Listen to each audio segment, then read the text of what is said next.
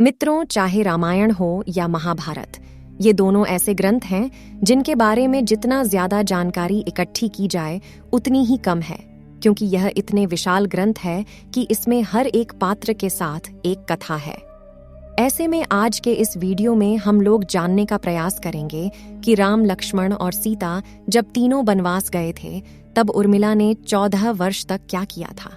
चलिए जानते हैं मित्रों, जिन्होंने रामायण देखी होगी या पढ़ी होगी या जिन्हें रामायण के बारे में पता है उन्हें उर्मिला के बारे में भी पता होगा, लेकिन फिर भी अगर नहीं पता है तो चलिए आज के इस वीडियो में विस्तार से जानते हैं। मित्रों, पौराणिक कथाओं के अनुसार मिथिला के राजा जनक और रानी सुनैना की पुत्री उर्मिला नाग लक्ष्मी का अवतार थी। उनकी 2 संतानें भी थीं, अंगद और चंद्रकेतु। प्रभु श्री राम, माता सीता और लक्ष्मण के वनवास जाते समय उर्मिला भी अपने पति लक्ष्मण के साथ वनवास जाना चाहती थी, लेकिन लक्ष्मण ने मना कर दिया और कहा कि वृद्ध माता पिता की देखभाल करना ही उनका कर्तव्य है। इस कारण से 14 साल उर्मिला को पति से अलग अकेले काटनी पड़ी थी। लेकिन उर्मिला ने इन 14 वर्षों तक क्या किया? अगर आप जानते हैं तो कमेंट में अपने विचार जरूर पेश कीजिएगा, और अगर नहीं जानते तो बने रहिए इस वीडियो के अंत तक। दोस्तों, अगर आपको यह कहानी अच्छी लग रही है तो कृपया इस वीडियो को लाइक करके हमारे चैनल को सब्सक्राइब कर दीजिए। मित्रों, पौराणिक कथाओं के अनुसार रामायण में बताया गया है कि राम, लक्ष्मण, भरत और शत्रुघ्न के जन्म के वक्त राम, भरत और शत्रुघ्न अन्य बच्चों की भांति कुछ देर रोने के बाद चुप हो गए थे, लेकिन लक्ष्मण रोते ही रहे। फिर उसके बाद जब उन्हें राम के बगल में लिटाया गया तब जाकर उनका रोना बंद हुआ। तब से वह हर वक्त राम की परछाई ही बनकर रहे। लक्ष्मण जी के लिए राम ही माता पिता, गुरु, भाई सब कुछ थे और उनकी आज्ञा का पालन करना ही उनका मुख्य धर्म था। वे सदा उनके साथ छाया की तरह रहते थे। भगवान श्री राम के प्रति किसी के भी अपमान सूचक शब्द को यह कभी बर्दाश्त नहीं करते थे। वास्तव में लक्ष्मण का वनवास राम के वनवास से भी अधिक महान है। जब राजा दशरथ ने भगवान राम को 14 वर्ष के वनवास का आदेश दिया तो लक्ष्मण ने भी अपने अग्रज के साथ वन में जाने का निर्णय ले लिया। राम के वनवास जाने के समय उर्मिला भी एक पतिव्रता स्त्री की तरह अपने पति लक्ष्मण जी के साथ जाना चाहती थी। हाँ, लेकिन लक्ष्मण जी ने उन्हें ले जाने से इनकार कर दिया।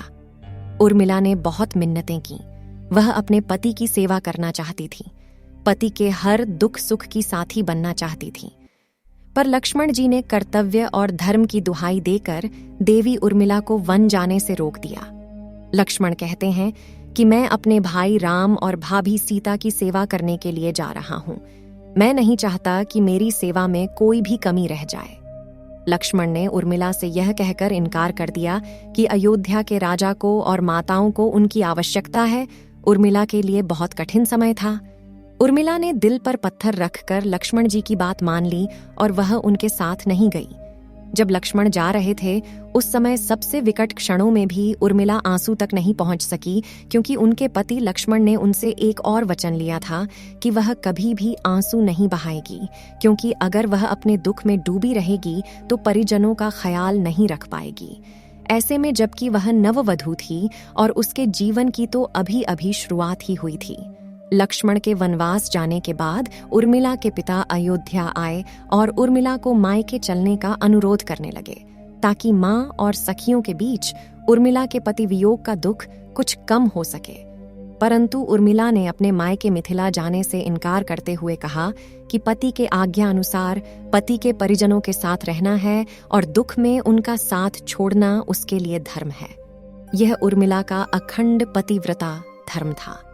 वन में जब राम और सीता अपनी कुटिया में विश्राम कर रहे थे तो लक्ष्मण प्रहरी के रूप में कुटिया के बाहर पहरा दे रहे थे। तभी रात में उनके समक्ष निद्रा देवी प्रकट हुई। तब लक्ष्मण ने निद्रा देवी से वरदान मांगा कि उन्हें 14 वर्षों के लिए निद्रा से मुक्त कर दें। निद्रा देवी ने लक्ष्मण को वरदान दे दिया, लेकिन साथ में यह भी शर्त रखी कि उनके हिस्से की निद्रा को किसी न किसी को लेना पड़ेगा। जब लक्ष्मण ने निद्रा देवी से निवेदन किया कि उनके हिस्से की निद्रा उनकी पत्नी उर्मिला को दे दी जाए, कहा जाता है कि निद्रा देवी के इस वरदान के कारण ही उर्मिला 14 वर्षों तक सोती ही रही थी और लक्ष्मण जी जागते रहे थे।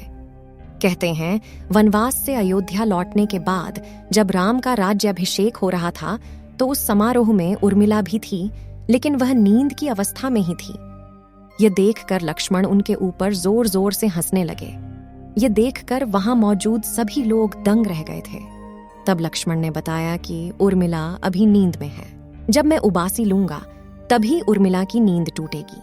यह सुनकर सब लोग हंसने लगे और उर्मिला आहत होकर वहां से चली गई। रामायण के एक रोचक किस्से में यह भी बताया गया है कि जब लक्ष्मण वन से आए और पत्नी के कक्ष में गए तो उन्हें देखकर पत्नी भयभीत हो गई और पहचानने से इनकार कर दिया। इसकी वजह है 14 साल तक उर्मिला का सोते रहना, और इतने दिनों तक लक्ष्मण जी को उन्होंने देखा भी नहीं था। रावण के वध के बाद श्री राम, सीता और लक्ष्मण वापस अयोध्या लौट आए और वहां प्रभु श्री राम के राज तिलक की तैयारी होने लगी। उस समय लक्ष्मण जोर जोर से हंसने लगे। तब लक्ष्मण से इस हंसी का कारण पूछा तो उन्होंने यह कहा कि सारी उम्र उन्होंने इस घड़ी का इंतजार किया था कि मैं अब श्री राम का राज तिलक होते हुए देखूंगा, लेकिन अब उन्हें निद्रा देवी को दिया गया वचन पूरा करना है जो उन्होंने वनवास जाने से पहले दिया था। दरअसल निद्रा देवी से उन्होंने कहा था कि वह 14 वर्ष उन्हें परेशान नहीं करेंगी और उनकी पत्नी उर्मिला उनके स्थान पर सोएगी। निद्रा देवी ने उनकी यह बात एक शर्त पर मानी थी कि जैसे ही वह अयोध्या लौटेंगे उर्मिला की नींद टूट जाएगी और उन्हें सोना होगा। लक्ष्मण इस बात पर हंस रहे थे कि अब उन्हें सोना होगा और वह राम का राज तिलक नहीं देख पाएंगे। उनके स्थान पर उर्मिला ने यह रस्म देखी थी। लक्ष्मण की उर्मिला से अंगद और चंद्रकेतु नाम के 2 पुत्र हुए थे तथा सोमदत्त नाम के पुत्र उत्पन्न हुए। अंगद ने अंगदपुरी तथा चंद्रकेतु ने चंद्रकांतापुरी की स्थापना की थी। दोस्तों, उर्मिला के पतिव्रता का बल एक अन्य कथा के अनुसार लक्ष्मण जी की विजय का मुख्य कारण बना। मेघनाथ के वध के बाद उसका सर श्री राम जी के युद्ध शिविर पर रखा हुआ था।